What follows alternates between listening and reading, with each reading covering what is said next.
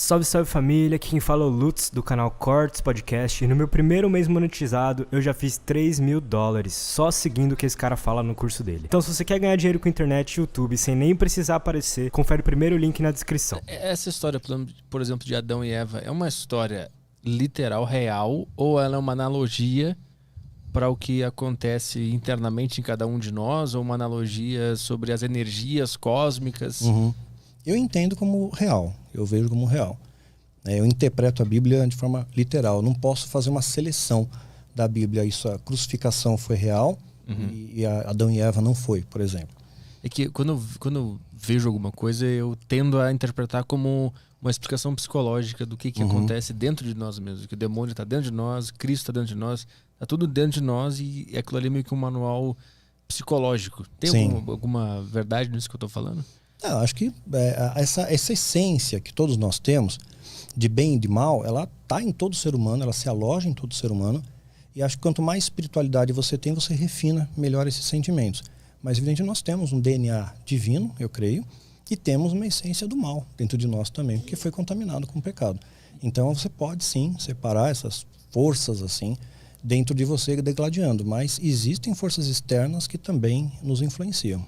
Isso é uma pergunta que eu estou fazendo bastante para mim mesmo, eu perguntei pro Caio Fábio também.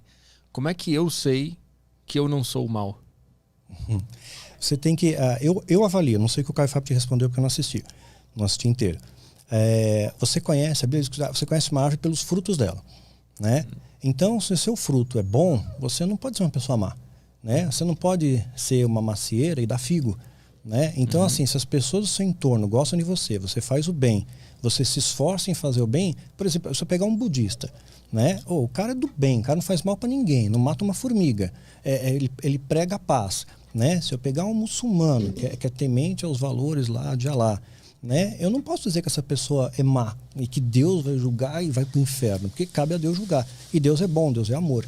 Então, acho que tudo aquilo que transmite essa onda de amor mostra que você está mais em simbiose com Deus. Porque tem gente que é insuportável, cara. Não tem como você ficar perto, meu. São tóxicas, né? São pessoas assim que você fica perto de uma atmosfera ruim, né? Então aquela pessoa não dá. Mesmo que ela fale flores da boca, né? A carga dela é ruim, meu. Pois é, mas como é que tu explica, por exemplo, um político, sei lá, um político qualquer que ele, na cabeça dele, ele tá emanando amor, porque ele tem os caras que votam nele, que botam a camiseta dele, na cabeça dele ele tá fazendo o amor. A minha pergunta é como é que eu avalio o meu fruto? Como é que eu sei que eu não tô sendo enviesado na avaliação do meu próprio fruto? Aí acho que a melhor percepção para isso é quem está próximo de você. Porque eu posso ser um político e enganar milhões de pessoas aparecendo bonito na TV, no palanque, fingindo, interpretando um papel durante algumas horas. Mas quem convive comigo, a minha esposa, meu filho, meu amigo, meu vizinho, né? Essas pessoas que convivem comigo, você vai perceber nelas, né? Se realmente você está usando um impacto positivo ou negativo nelas. Eu acho que aí é o melhor medidor, né, que tem. Porque tem gente, meu, que é tão mal que os bichos não chegam perto. Meu gato não chega perto de gente ruim. Já aconteceu de chegar uma visita lá e o gato... chega uma visita, o gato percebe, ele sai fora. Aí você vai vendo, pô, essa pessoa aqui não é do bem, meu. O gato tem antena, meu. Eu tenho muita dificuldade de avaliar se uma pessoa é do bem ou é do mal. Assim, eu fico pensando, se eu avaliar alguém como sendo do mal, será que eu não estou sendo mal por fazer isso? Pois é, mas depende. A pessoa que realmente é do mal, ela pode até te enganar por um período, mas ela não te engana por muito tempo. Você não consegue fingir por tanto tempo. Você não está no teatro o tempo inteiro. Então, essa pessoa, ela consegue até... Eu tive pessoas que se aproximaram de mim e ficaram 2 anos, como amigos meus. Amigo que eu confiei, veio na minha casa, conhecia minha família, visitava a casa dele. Então, de repente, em um dado momento, você vê que essa pessoa espana. Tipo, ela cansou de fingir. Né? Aí mostra a natureza, mostra o que está por trás. Teve vários, isso aconteceu comigo, várias. E achar que faz parte do bem também não é um perigo? Achar que eu sou o bem, eu faço parte do bem. Sim, se tiver essa soberba toda, porque aí é o orgulho de ser humilde, né? Sim, porque é muito confuso saber se eu sou do bem, sou do mal, se a outra pessoa é do bem ou do mal. Quanto mais eu conheço, mais converso sobre todas essas coisas mais espirituais, mais confuso eu fico. Eu tendo a apatia, ficar quieto na minha, porque vai ficando tudo mais confuso e mais difícil de julgar e de entender as coisas. Eu acho assim, eu procuro, no meu esforço pessoal, e não é mais esforço, é uma coisa mais natural. Procuro ajudar, fazer o bem, evito falar mal dos outros, né? Evito reclamar das coisas. Então eu procuro estar em sintonia com Deus. Claro que eu não consigo isso o tempo inteiro, né? Até uma das coisas que às vezes as pessoas se aproximam de mim e, digamos assim, se desapontam, né? Eu já falei isso em outro podcast também. As pessoas se aproximam imaginando que o Daniel Mastral é um cara que não erra, que não falha, né? É super, mega, ultra espiritual, vê anjo o tempo inteiro, né? Tem a resposta para todas as coisas. E, na verdade, o sábio não é aquele que tem a resposta, é aquele que não tem mais pergunta, né? Porque não tem mais que perguntar, Deus me basta. E aí, quando se aproxima de mim, conhece minhas falhas também, conhece meus defeitos, né? Conhece o meu lado humano. Aí fala, pô, você me desapontou. Pensei que você era super mega. Não sou. Não sou. Tem dias que eu não estou bem. Eu erro, né? Aprendo com o meu erro. Faz parte da jornada. Eu sangro, eu choro, eu transpiro. Né? É um ser humano.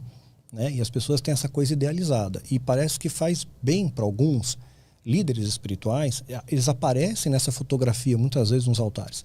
Né? Fotografa bem. Ele fala de amor, de perdão, isso, aquilo. Mas a vida dele não tem nada assim. Então ele engana durante um período, né? Mas quem está perto dele, quem convive, não. Pois é, mas mesmo assim, como é que eu sei que quem está perto... Porque como é que ele vai perceber que as pessoas que estão perto não estão gostando? E como é que eu confio na avaliação das pessoas que estão perto? Porque então, elas também se elas estiverem tipo, puxando teu saco, eles vão dizer que isso é legal. Mas ninguém consegue ser puxar saco o tempo inteiro. Sabe? Uma hora essa máscara cai, uma hora essa ilusão ela desmonta, né? Então eu acredito que hoje eu tenho poucas pessoas no meu entorno, né? Não tem tanta gente assim, tem uma multidão, né? Tem as minhas ovelhas, tem alguns amigos mais próximos, mas são poucos, né? Porque o ser humano tem essa tendência mesmo, né? De ser ambicioso, ganancioso. Então acho que o melhor medidor é as pessoas que permanecem do seu lado. Se elas permanecem, elas gostam de você, elas te amam, elas sentem em você algo bom, porque senão elas não ficariam com você. Quando Jesus andou com os apóstolos, ele dizia que ele era o Cristo, né? Ok, embora ele tenha feito sinais, tudo, a convivência com aqueles caras foi muito mais forte, a ponto de que, depois que Jesus morreu, eles continuaram unidos, né? E uma coisa maior ainda, uma das evidências até mesmo da ressurreição, né? Os fariseus tinham receio que os discípulos de Jesus roubassem o corpo, porque Jesus tinha dito que ia ressuscitar no terceiro dia. Então eles pedem uma força para Pilatos.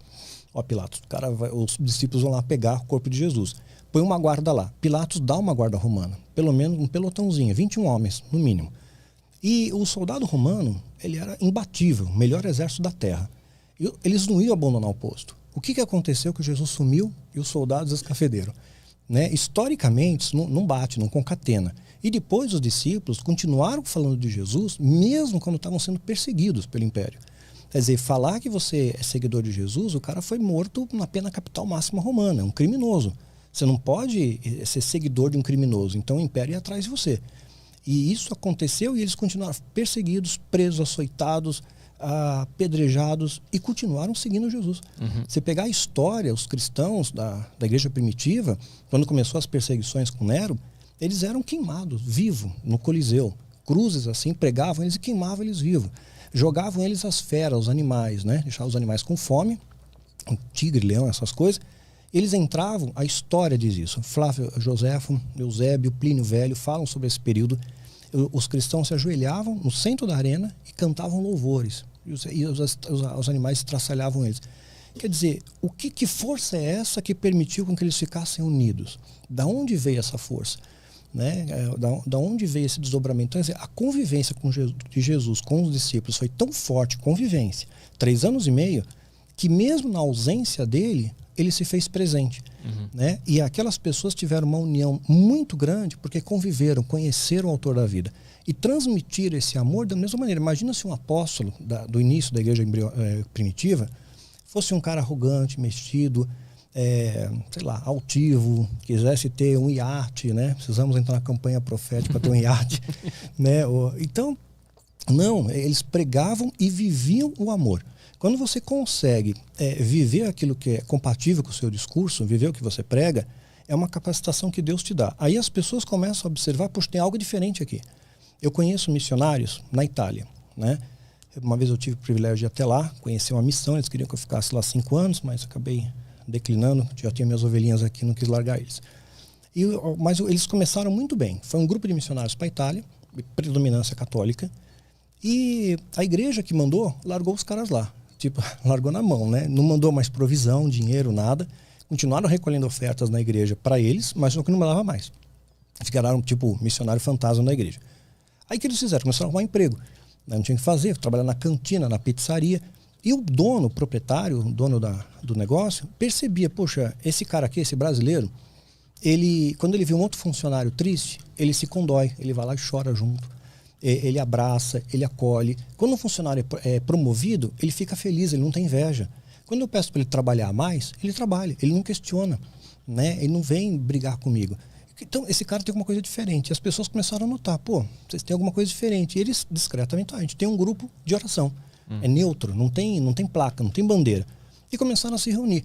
Hoje é uma igreja que tem mais italiano do que brasileiro, mas eles conquistaram pelo amor, né? Então, acho que essa é a grande pegada, né, do evangelho. Foi o que Jesus nos ensinou. Você procurar viver e pregar o amor. Né? Mas funciona.